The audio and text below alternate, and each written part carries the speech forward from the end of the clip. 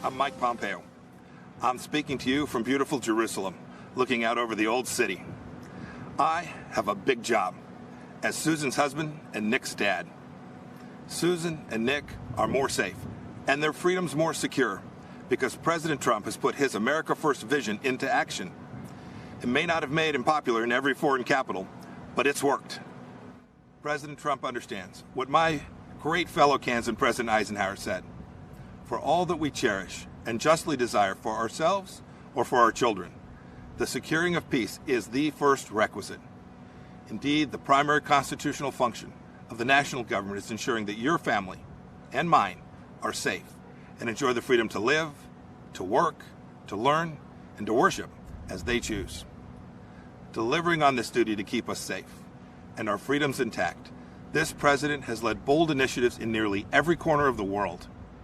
In China, he's pulled back the curtain on the predatory aggression of the Chinese Communist Party.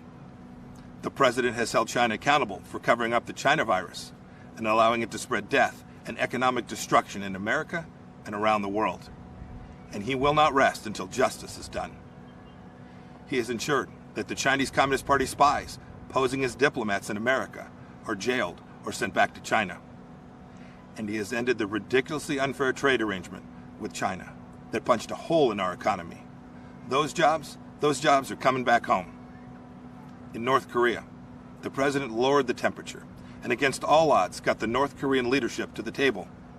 No nuclear tests, no long-range missile tests, and Americans held captive in North Korea came home to their families, as did the precious remains of scores of heroes who fought in Korea. Today, because of President Trump, NATO is stronger, Ukraine has defensive weapon systems, and America left a harmful treaty so our nation can now build missiles to deter Russian aggression. And in the Middle East, when Iran threatened, the president approved a strike that killed the Iranian terrorist Qasem Soleimani. This is the man most responsible for the murder and maiming of hundreds of American soldiers and thousands of Christians across the Middle East. And you'll recall, too, that when the president took office, radical Islamic terrorists had beheaded Americans, and ISIS controlled a territory in the size of Great Britain.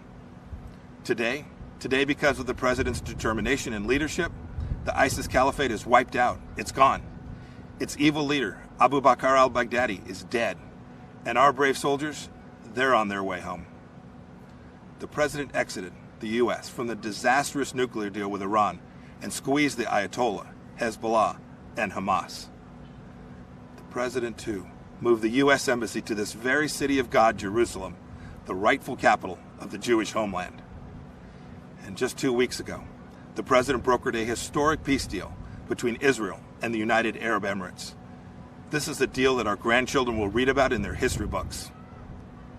You know, as a soldier, I saw firsthand people desperate to flee to freedom. The way each of us can best ensure our freedoms is by electing leaders who don't just talk, but who deliver. An American hostage, imprisoned in Turkey for 2 years, Pastor Andrew Brunson, said upon his release that he survived his ordeal with these words of Scripture: "Be faithful, endure, and finish well. If we stay the course, we will." May God richly bless you, and may God bless our great nation, the United States of America.